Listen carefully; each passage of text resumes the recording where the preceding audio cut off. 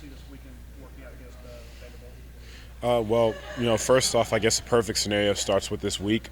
We go out and we have a great week of preparation. The guys learn the game plan, and they get to the point where they're comfortable in it and they're able to call any play, offensively and defensively, and we're able to play aggressively in special teams as well. And then we go out and execute. That's the perfect plan for this weekend. If everything goes the way we want to execute and play sound fundamental football for 60 minutes.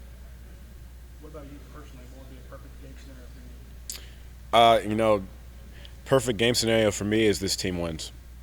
For me, that's really what it comes down to. That's what's most important.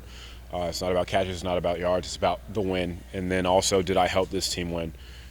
And whatever that is, however I contribute, whether it's through catching the ball, scoring, or if it's blocking, did I help this team win? And did I play a fundamental or a sound game? Chris, it's pretty obvious right now you guys are kind of a little out of sync in the passing game. Coach Riggs talked about it. I know it's a team game, but how much of that would you say is kind of the receivers and how much can you guys take in part in kind of the being out of sync in the passing game right now and some of the struggles so far? We could take a lot of that because it comes down to on Saturday it comes down to two different segments. During the week it comes down to three, and those three segments would be coaching the quarterbacks and the receivers. But on Saturday it's two, the quarterbacks and the receivers, and so we can take a large part in that, and we're continuing to work on that as we go through practice. We're continuing to work on that as we watch film. And, that's really what we can do. Only thing that we can do is put our heads down and work at this point. We can't make predictions. We can't come in and say that we're going to do this or that. We can just work and go on Saturday and perform.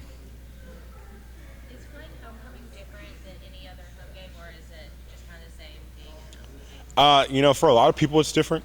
For us it's mostly the same because our week we don't have a lot of time to participate in homecoming festivities and things like that. So for us, it's typically just a game week, and the people in the stands at halftime, they get to enjoy some of the festivities of homecoming. This week you're supposed to get three wide receivers back: Malcolm Mitchell, Justice Scott Weston, Jonathan Lump. Mark Richt said maybe those guys can help, produce some separation on the field. Maybe they can stretch the field a little bit. What do they do differently than you guys can do? Those guys can do, mainly Malcolm, just because of his quickness off the line, and I guess just because of his name and who he is, what he's done in the past. He, by himself, makes defenses play differently. Those are two guys, Malcolm and Justin, who can run extremely well and who can stretch the field and get downfield. We have guys who can do that right now, but they're not as well known. So when you bring those guys back onto the field, defenses will respect them, and they'll play that way. And when you can put 3 or 4 receivers out there who are respected like that, it makes it hard for a defense to account for everyone.